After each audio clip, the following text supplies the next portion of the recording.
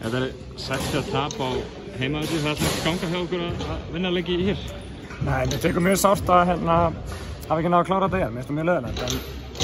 En þú veist, bara kassin út, taka hann upp og við reynum að klára þetta á föstudaginn, eða ættum að klára þetta á föstudaginn. Þennan leik Valurinn er að búa til einhvers konar forskot í öðru leiklutunum. Þið komið nokkuð góð áhlaup í seinni hálfleiknum, sérstaklega í kannski 3. leiklutunum. Hvar fer það úrskeiðis hjá ykkur?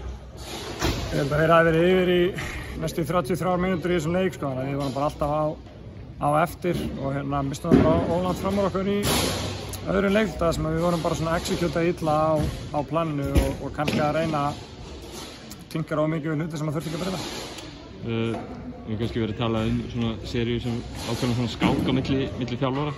Var eitthvað sem kom þér á óvart varðandi Valsliðið í dag? Það sem við sáum núna kannski í fyrsta skipti var einhver alvöru breyting í coveraginu á móti Þæk og ég held að við höfum alveg leiðir til þess að leysa þetta en náðum ekki að gera það nógu vel in-game.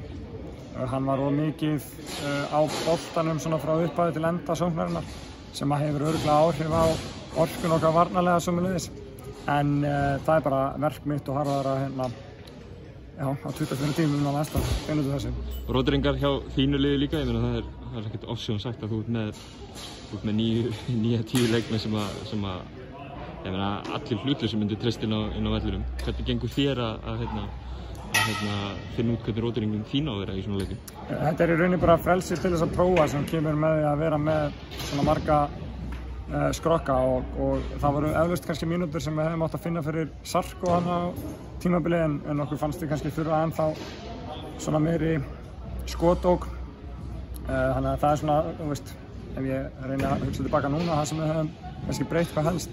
En þetta er allt bara strákar sem eru tilbúnir að vera í minni hlutverkum en þeir væru á mörgum öðrum stöðum til þess að reyna að búa til meistaralið. Ert þú að fara á gamla heimavelli? Gamla, nýja, já ok, þú ert að fara á gamla heimavöllin að spila oddaleik í Órugóhöllinni. Hvað segir við strákana svo þeir haldi sönsum fyrir svona risaleik?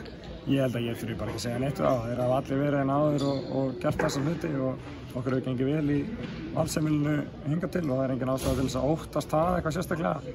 Þessi gaurar munu koma með okkur þangað sömuleiðis og það er bara okkar að klára dæmi. Alveg að lokum. Stórkostlegir stuðningsmenn sem að Káringar eiga heima og úti velli byrja að syngja 20 mínútum áður en að leikurinn byrjar og þeir hætti ekki fyrir að loka flautan gellur. Hvað er þetta að segja? Já, bara frábært, þú veist, ógeðslega gaman að loksins fá að spila fyrir framan áhorfendur og sérstaklega þegar þeir eru svona og eins og sagði í byrjun, mér finnst leiðilegt að hafa ekki náð að kreista þetta út fyrir þá hérna heimavelli en er ekki bara einhver fegur í því að gera það að hliðarenda? Frábært, takk. Takk.